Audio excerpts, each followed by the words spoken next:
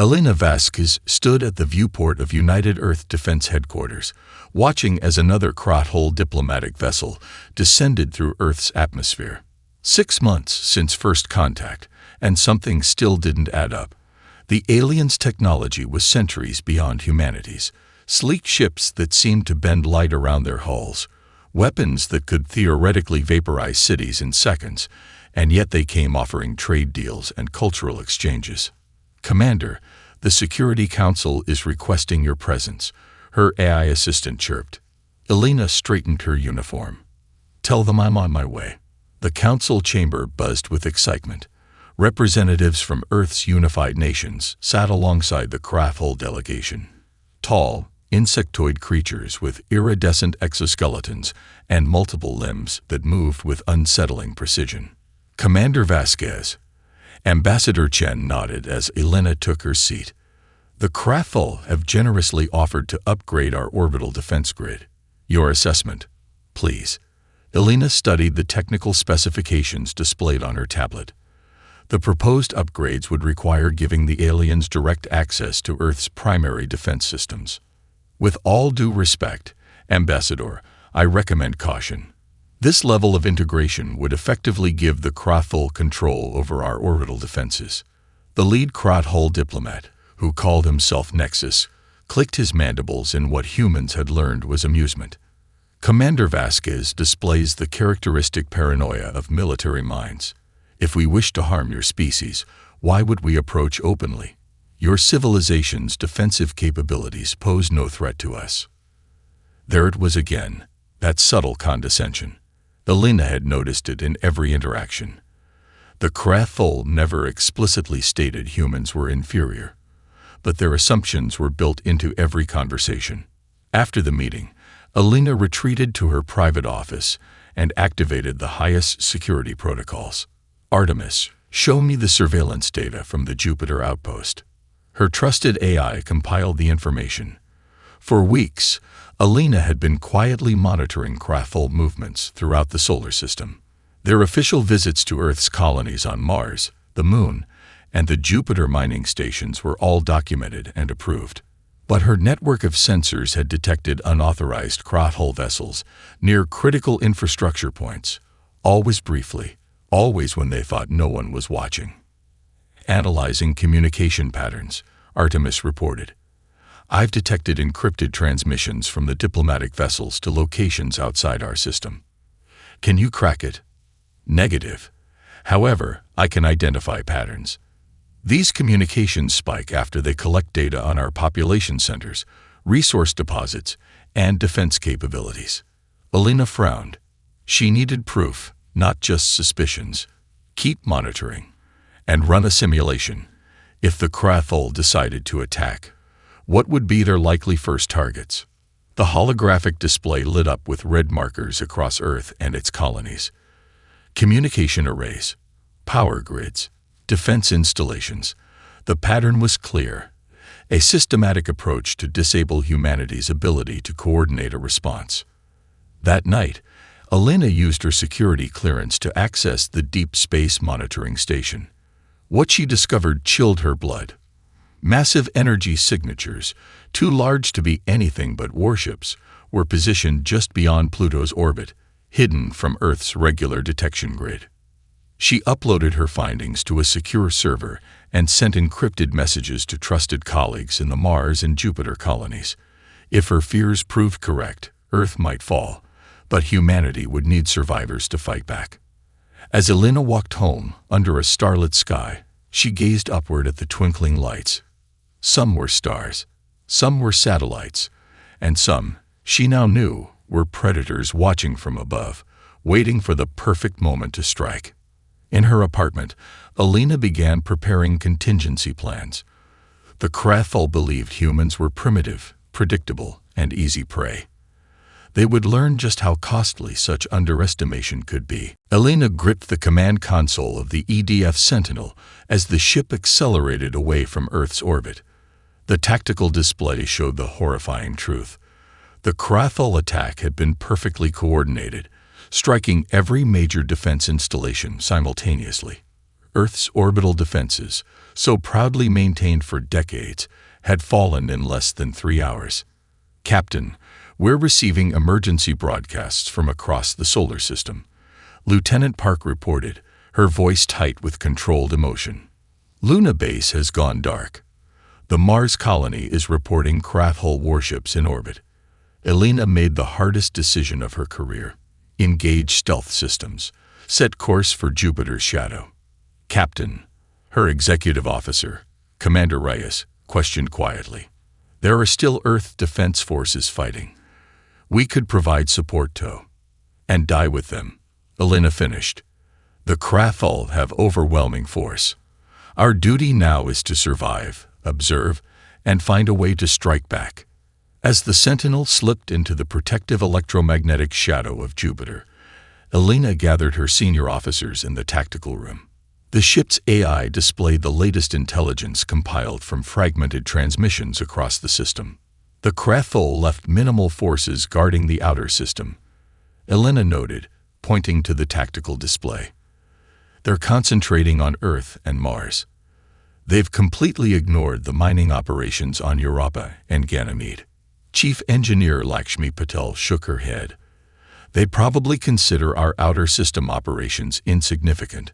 The Europan underwater colony only has 5,000 people, and Ganymede's refineries are automated with minimal human presence."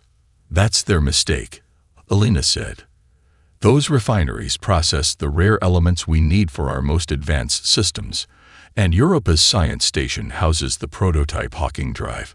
The officers exchanged glances. The Hawking Drive was humanity's most closely guarded secret, an experimental FTL system that hadn't been perfected yet. The Krathul, with their arrogant assumption of human technological inferiority, had no idea it existed. For 2 weeks, the Sentinel remained hidden, watching as the Krathul consolidated their control over Earth. Elena's crew monitored the aliens' communications, building a picture of their occupation strategy. The pattern became clear. The Krathul were stripping Earth of resources and processing humans for labor in their distant colonies. "They've left gaps in their defensive grid," Security Chief Ortiz observed during one briefing. "Their patrol patterns are predictable. They don't expect resistance." Elena nodded grimly. "Because they believe they've broken us. They think humans will accept defeat like many other species they conquered." On the 17th day after the invasion, the Sentinel received an encrypted transmission from a source deep within the asteroid belt. Elena was stunned to discover Admiral Zhao had survived the initial attack and established a hidden command post. "The Krathul believe they've eliminated our leadership," Zhao's message stated. "They don't realize we prepared for this possibility. Commander Vasquez, I'm promoting you to acting admiral. Your mission is to coordinate with our surviving off-world colonies and begin building resistance capabilities." Elena drafted careful responses, sending them through quantum-encrypted channels to the scattered remnants of humanity across the solar system, to Europa's underwater research facility, to the hidden mining outposts in the Kuiper Belt, to the civilian transports that had escaped the initial attack. In her private quarters, Elena reviewed the intelligence reports, searching for patterns and weaknesses. The Krathul had overwhelming firepower, but their strategy showed a fundamental misunderstanding of human nature. They expected submission. They would get rebellion. "They think they've conquered us," she whispered to herself as she studied the star charts. "But they've only just met us." Dr. Hiroshi Tanaka hadn't slept properly in weeks. His laboratory on Mars Olympus Mons research facility had become both his workplace and living quarters as he pushed himself to the brink of exhaustion. The holographic display before him showed the results of his latest simulation, a modified shield frequency that might disrupt the Krathul energy weapons. "Dr. Tanaka." A voice called from the doorway. Elena Vasquez stood there, her admiral's insignia hastily attached to her uniform. "The engineers tell me you've made progress." Hiroshi ran a hand through his disheveled hair. "The Krathul weapons operate on a quantum resonance principle we never considered possible. But their arrogance is our advantage. They've made no attempts to mask their technology or encrypt their weapon signatures." He gestured to a small device on his workbench. This prototype can analyze incoming energy patterns and generate a counter-resonance. In simulations, it reduces weapon effectiveness by 63%. Elena examined the device. How long to scale this up to ship-sized applications? With the resources from Jupiter's refineries, 4 months, maybe 5. On the other side of Mars, in the vast underground hangars of Valles Marineris, engineer Zara Okafor supervised the construction of humanity's response. The Krathul had ignored Mars shipbuilding facilities, considering them primitive and irrelevant.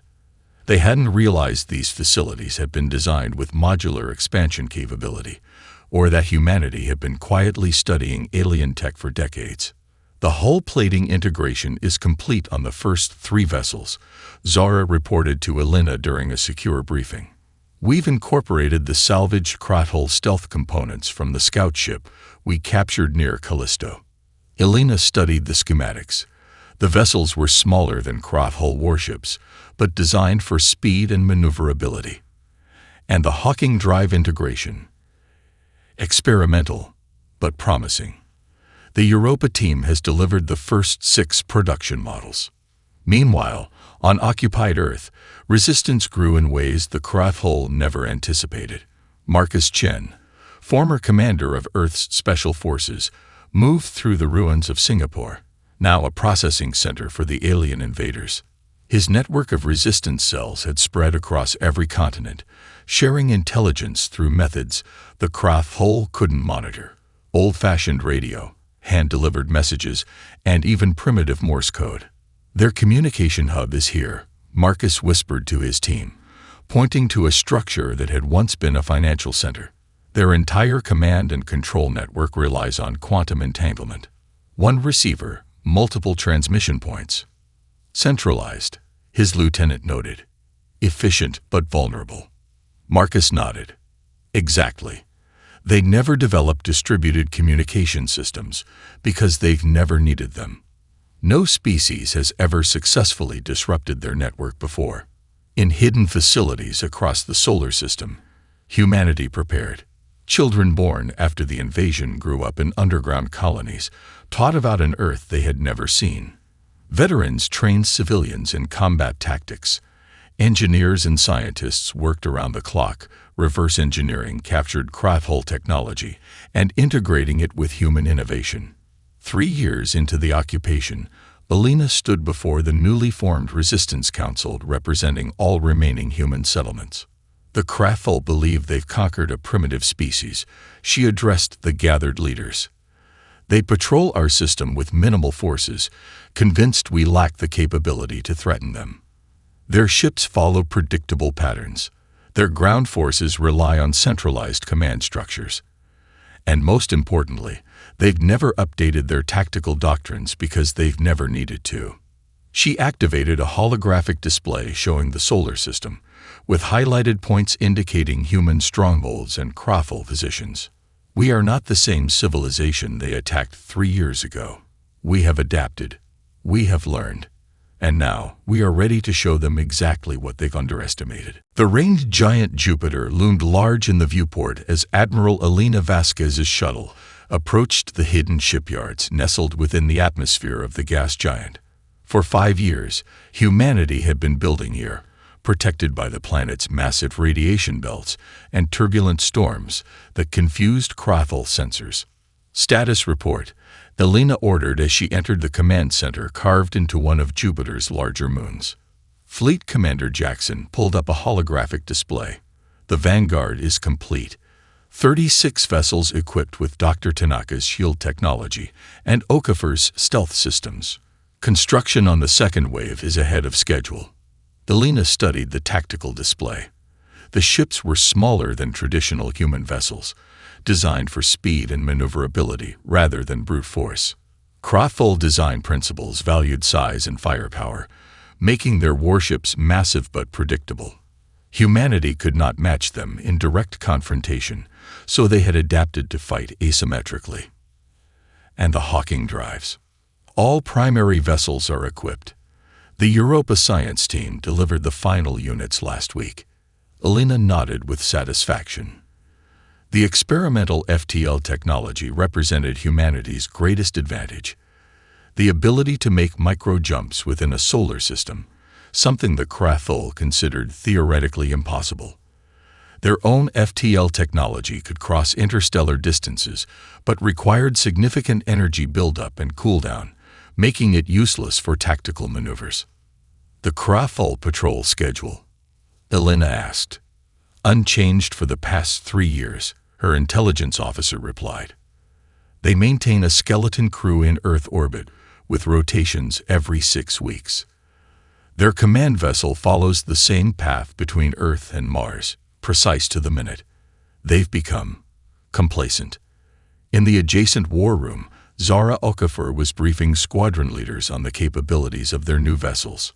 The stealth technology renders you virtually invisible to Krathul sensors as long as you maintain distance from their gravitic detection grid, she explained. Each ship is equipped with adapted versions of their own weapons, but with human targeting systems, faster and more intuitive than their automation. Deep within the asteroid belt, another critical component of humanity's response was taking shape. Engineer Raj Patel supervised the installation of the final quantum disruptor in a network that spanned strategic points throughout the solar system. When activated, these will create a field that prevents FTL travel within the system, Raj explained to Elena during a secure transmission. Any Krathul reinforcements will be forced to enter through predictable vectors where our forces will be waiting. Across the solar system, Operation Reckoning moved into its final preparation stages. On occupied Earth, Marcus Chen's resistance fighters memorized their targets and rehearsed their coordinated strikes. In hidden bases on Mars, combat teams practiced boarding actions against mock-ups of Krathul vessels. In the shipyards of Jupiter and Saturn, the final weapon systems were calibrated and tested. 5 years of preparation, 5 years of sacrifice, 5 years of the Krathul believing they had crushed humanity's spirit. The night before the operation was to begin, Elena addressed the combined fleet commanders from her flagship, the Nemesis. Tomorrow, we show the Krathul the cost of underestimating humanity, she said, her voice steady despite the weight of billions of lives resting on her shoulders. They came to our home and believed they could take it without consequence. They judged us by our technology rather than our resolve. They thought our apparent submission was acceptance, never understanding that humans have survived throughout our history by adapting, by enduring, and when necessary, by striking back against impossible odds. She looked around at the faces of her commanders, determined, focused, ready. The Krathul believe they know humanity. Tomorrow, they will meet us for the first time. The religious festival of Galactic cast an eerie purple glow over occupied Earth as the Krathul engaged in their sacred rituals. In their orbital command ships, nearly 40% of their warriors entered ritual stasis, a vulnerable meditative state that was traditionally protected by the might of their empire. They had never been attacked during Galactic. No species would dare. Marcus Chen checked his chronometer one final time. His resistance team was positioned outside London's primary communication hub, formerly the historic Shard Building, now retrofitted with Krathul technology. Similar teams were in position at 6 other locations globally, waiting for the exact same moment.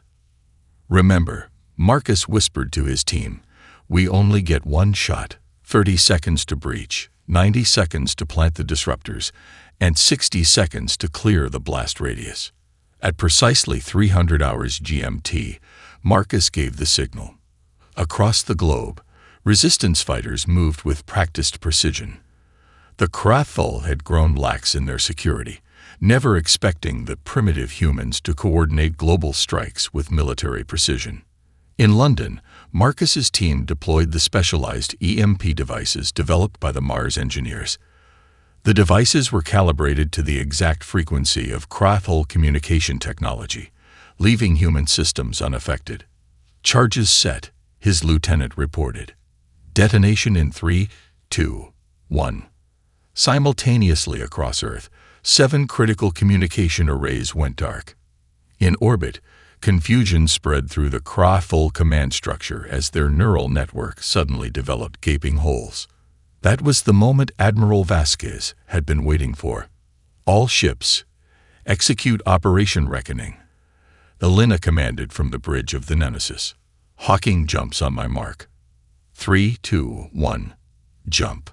Throughout the solar system, humanity's hidden fleet vanished from their concealed positions and reappeared in Earth orbit. The Krah-Full orbital defenses, suddenly confronted by ships materializing at point-blank range, had no time to react before the first salvos struck their command vessels. On the lunar surface, the primary Krah-Full command center erupted in chaos. Sub-Commander Krolvos struggled to comprehend the tactical displays. Human ships were appearing and disappearing, executing impossible maneuvers that defied their understanding of physics. How are they jumping within the system? He demanded. Their technology is insufficient for such precision. His tactical officer had no answer as another human vessel appeared directly above their position, launching a barrage that overwhelmed their shields. Back on the Nemesis, Elena watched as the tactical display showed green indicators spreading across the board. Dr. Tanaka's shield modifications were working perfectly. The Krah-Full weapons, so devastating during the initial invasion, now struggled to penetrate human defenses. Luna Command Center neutralized, her tactical officer reported. Earth orbital defenses at 60% capacity and falling. Ground teams report successful disruption of all targeted communication nodes. Elena allowed herself a moment of satisfaction. 5 years of planning, of building, of waiting. The Krah-Full had never imagined humans capable of such coordination, such advancement in so short a time. Deploy ground forces to secure the primary targets, she ordered, and send the signal to activate the quantum disruptor network. Throughout the solar system, the hidden disruptors powered up, creating a field that would prevent any Krah-Full reinforcements from jumping directly to Earth. They would be forced to enter through conventional space, directly into the waiting guns of humanity's fleet. On the bridge of his crippled command ship, High Commander Zex Tra watched in disbelief as human vessels systematically disabled his fleet. For the first time in his centuries of military service, he felt a sensation alien to his species, doubt. Send an emergency transmission to the Dominion, he ordered. We require immediate reinforcement. The humans, they are not as we believed. 12 light years from Earth, in the ornate central chamber of the Krah-Full High Command, Supreme Overlord Vex Morth received the distress signal from Earth with stunned disbelief. The message was fragmentary, degraded by the quantum disruption field now enveloping the Sol system, but the meaning was unmistakable. Humans were retaking their homeworld. Impossible. Vex Morth hissed to his assembled war council. We crushed their military capability. Their technology was primitive, their defenses negligible. The signals do not lie. Supreme Overlord, his chief strategist responded. The Earth garrison reports multiple attacks with technology that matches or exceeds our own. They describe ships appearing and disappearing using some form of localized jump technology we have not encountered before. Vex Morth's inner eyelids flickered with rage. Launch the main battle fleet immediately. I want every available warship in the Earth system within 3 cycles. It will take at least 12 cycles to assemble the fleet, Supreme Overlord, and our fastest approach will still require 3 standard weeks to reach the Sol system.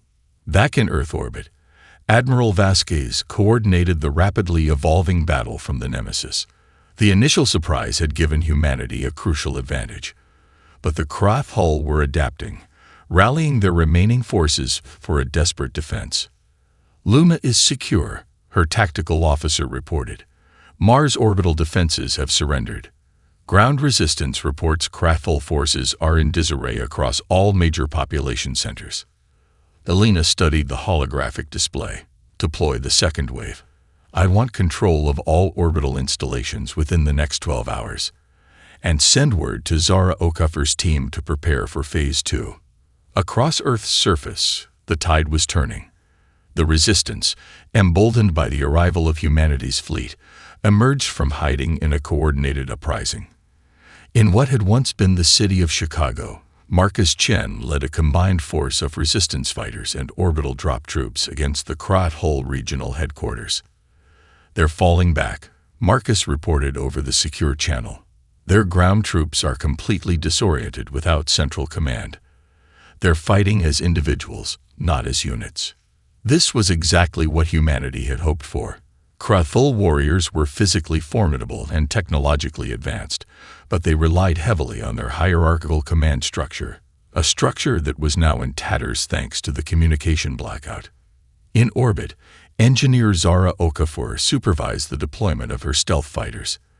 These small, agile craft, piloted by Earth's best surviving combat pilots, were proving devastating against the larger, less maneuverable Krathol ships. "Their targeting systems can't lock onto us," one pilot reported gleefully. "It's like they're swinging at ghosts." Dr. Tanaka monitored the effectiveness of his shield technology from the Mars Research Facility. "The Krathol are attempting to modify their weapon frequencies," he informed Admiral Vasquez. "But our adaptive algorithms are adjusting faster than they can compensate. They've never needed to innovate in combat before. Their technological superiority has always been enough." As the second day of the counteroffensive dawned, humanity controlled over 60% of Earth orbit. The Krathol remaining forces had retreated to the far side of the moon, desperately trying to regroup and understand what had happened. Elena knew this respite was temporary.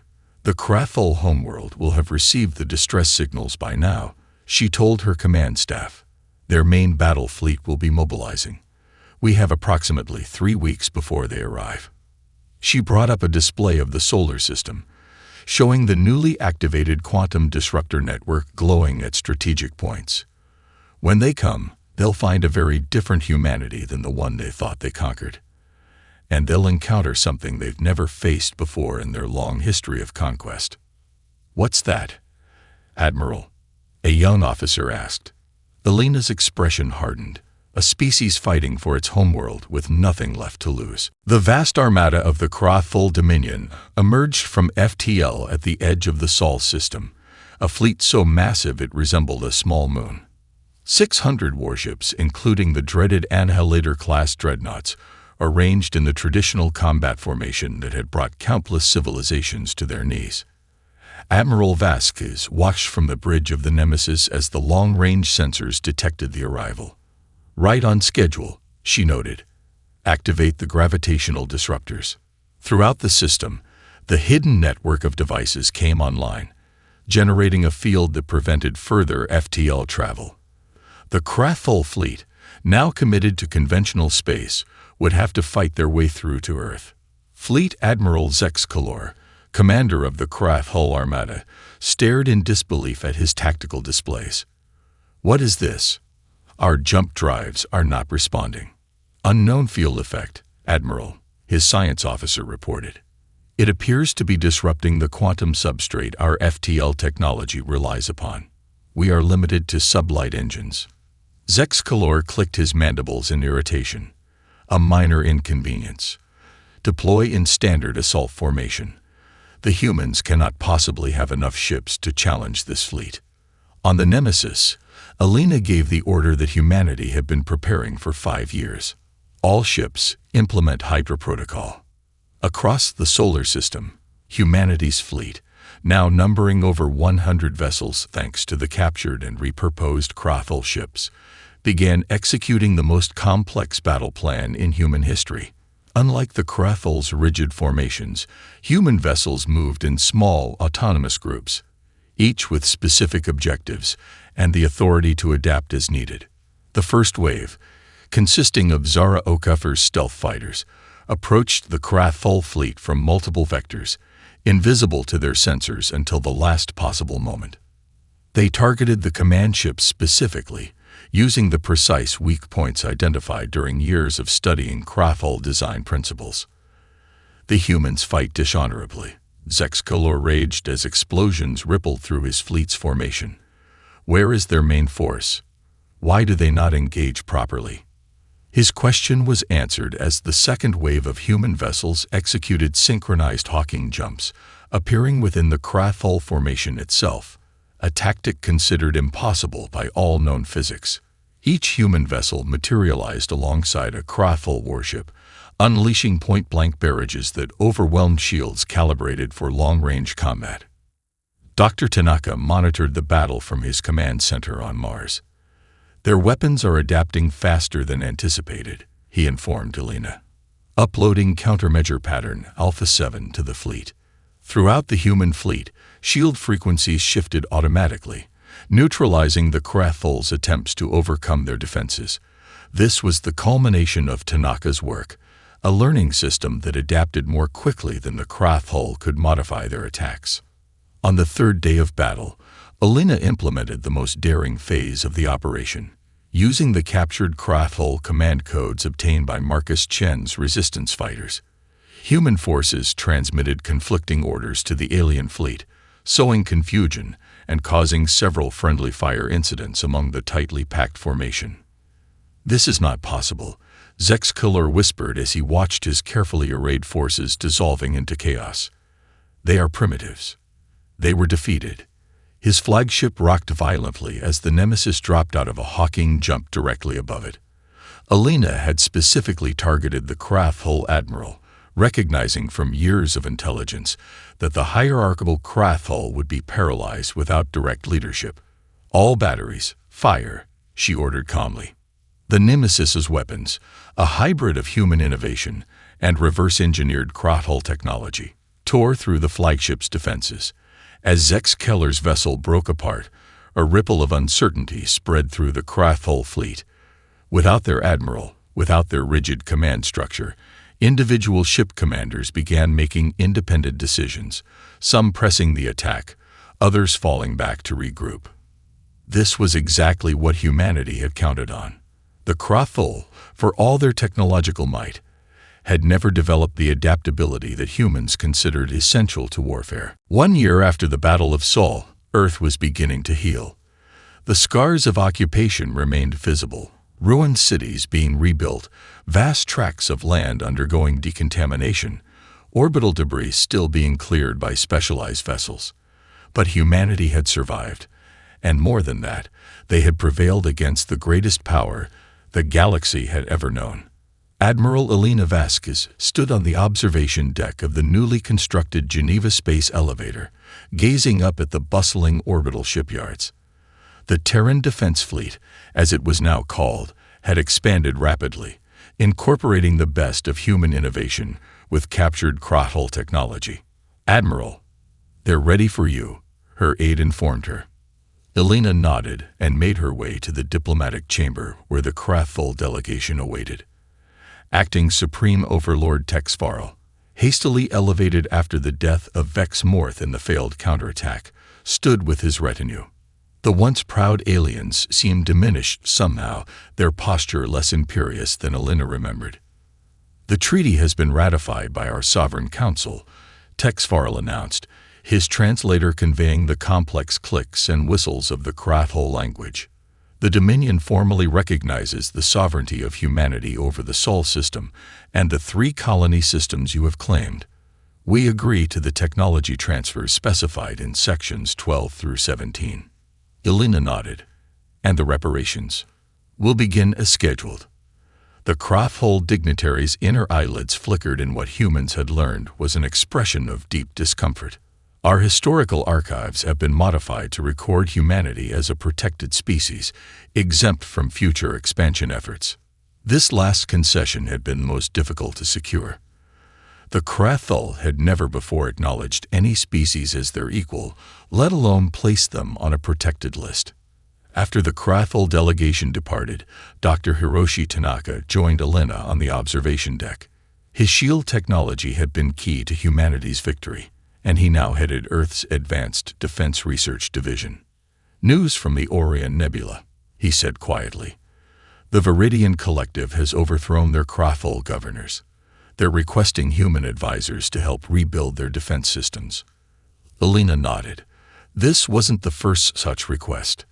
Throughout the galaxy, species long subjugated by the Krathul were rising up, inspired by humanity's example. The news of a primitive species defeating the mighty Dominion had spread like wildfire through the galactic communication networks. "And the Hawking drive modifications?" she asked. "Zara's team has the prototype ready. If it works as expected, we'll be able to reach the Andromeda Galaxy within a human lifetime." On Earth, Marcus Chen supervised the final decommissioning of the London communication hub that had been their first target during the liberation. The resistance leader, now head of Earth's planetary security, watched as engineers carefully extracted Krathul technology for study and reverse engineering. "Hard to believe it's only been 6 years since they arrived," his lieutenant commented. Marcus nodded. 6 years that changed everything. In orbit around Jupiter, a memorial had been constructed, a massive spire listing the names of every human lost during the occupation. At its base, an inscription read, "They came believing we would submit. They left understanding humanity." As Elena prepared for a meeting with the newly formed Galactic Council, a peacekeeping body that now included human representatives, she reflected on the fundamental error the Krathul had made. They had judged humanity by their technology, by their apparent military strength, by all the metrics that had served the Dominion well in previous conquests. What they had failed to measure was the human spirit, the stubborn refusal to accept defeat, the endless capacity for innovation under pressure, the ability to cooperate in the face of extinction. These weren't qualities that appeared on sensor scans or intelligence reports, but they had proven more powerful than all the warships in the Krathul armée. The stars, once thought to be the domain of ancient powers like the Krathul, now beckoned to humanity. And humanity, tested by fire and tempered by adversity, was ready to answer.